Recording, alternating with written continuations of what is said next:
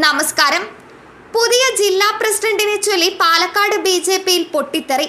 യുവമോർച്ച ജില്ലാ പ്രസിഡന്റ് പ്രശാന്ത് ശിവനെ പാലക്കാട് ബിജെപി ജില്ലാ പ്രസിഡന്റ് ആക്കുന്നതിനെതിരെയാണ് മുതിർന്ന നേതാക്കൾ അടക്കമുള്ളവർ പ്രതിഷേധവുമായി രംഗത്തെത്തിയത്. തീരുമാനത്തിൽ പ്രതിഷേധിച്ച് ബിജെപി ഭരിക്കുന്ന പാലക്കാട് നഗരസഭയിലെ 9 പാർട്ടി കൗൺസിലർമാർ രാജിക്കൊരുങ്ങുന്നുവെന്ന് റിപ്പോർട്ട്. ദേശീയ കൗൺസിൽ അംഗം ഉൾപ്പെടെയുള്ളവർ പാലക്കാട് യാക്കരയിൽ യോഗം ചേർന്നു. വിമത കൗൺസിലർമാർ രാജിവെക്കുകയാണെങ്കിൽ പാലക്കാട് നഗരസഭ ഭരണം ബിജെപിക്ക് നഷ്ടപ്പെടുന്ന സ്ഥിതിയുണ്ടാകും. പ്രശാന്ത് ശിവനെ പാലക്കാട് ജില്ലാ അധ്യക്ഷനാക്കാനുള്ള തീരുമാനവുമായി മുന്നോട്ടു പോകാനാണ് നേതൃത്വത്തിന്റെ തീരുമാനമെങ്കിൽ 9 കൗൺസിലർമാർ തിങ്കളാഴ്ച പാർട്ടിക്ക് രാജിക്കത്ത് നൽകിയേക്കും. പ്രശാന്ത് ശിവന്റെ കാര്യത്തിൽ മാനദണ്ഡങ്ങൾ പാടെ ലംഘിച്ചുവെന്നാണ് പ്രതിഷേധം ഉയർത്തിയവർ ആരോപിക്കുന്നത്. പ്രസിഡന്റ് തെരഞ്ഞെടുപ്പിൽ കൂടുതൽ വോട്ട് ലഭിച്ചവരെ മാറ്റി നിർത്തുന്ന സ്ഥിതിയുണ്ടായി.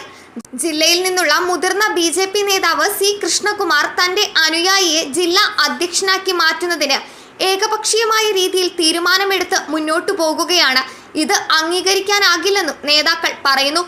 ഒരു കാരണവശാലും ബിജെപി വിടില്ലെങ്കിലും ജില്ലാ അധ്യക്ഷന്റെ കാര്യത്തിൽ എടുത്ത തീരുമാനത്തിൽ ഉറച്ചു നിൽക്കുമെന്ന് ബിജെപി ദേശീയ കൗൺസിൽ അംഗം എൻ ശിവരാജൻ വ്യക്തമാക്കി.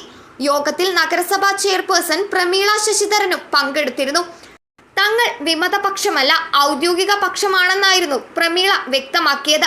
ബിജെപി പ്രസിഡന്റ് തെരഞ്ഞെടുപ്പുമായി ബന്ധപ്പെട്ടായിരുന്നു യോഗമെന്നും അവർ പറഞ്ഞു.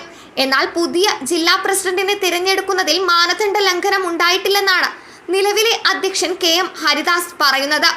അതേസമയം നേതൃത്വത്തോട് കലഹം പ്രഖ്യാപിച്ച ബിജെപി കൗൺസിലർമാരെ തങ്ങളുടെ പാളയത്തിലേക്ക് എത്തിക്കാനുള്ള ശ്രമം കോൺഗ്രസ് ആരംഭിച്ചു. പാലക്കാട് നിയമസഭാ തെരഞ്ഞെടുപ്പ് സമയത്ത് ബിജെപി വിട്ടെത്തിയ സന്ദീപ് വാര്യർ വഴിയാണ് അവരുടെ നീക്കം. സന്ദീപ് വാര്യർ എൻ ശിവരാജ് അടക്കമുള്ളവരുമായി സംസാരിച്ചിട്ടുണ്ട്. 52 അംഗ ഭരണസമിതിയിൽ ബിജെപിക്ക് 28 അംഗങ്ങളാണുള്ളത്. പ്രതിപക്ഷ നിരയിൽ UDFന് 17ഉം LDFന് 7ഉം അംഗങ്ങളുണ്ട്. വെൽഫെയർ പാർട്ടിക്ക് 1 സീറ്റുമുണ്ട്. News desk മലയാളാക്ഷരം.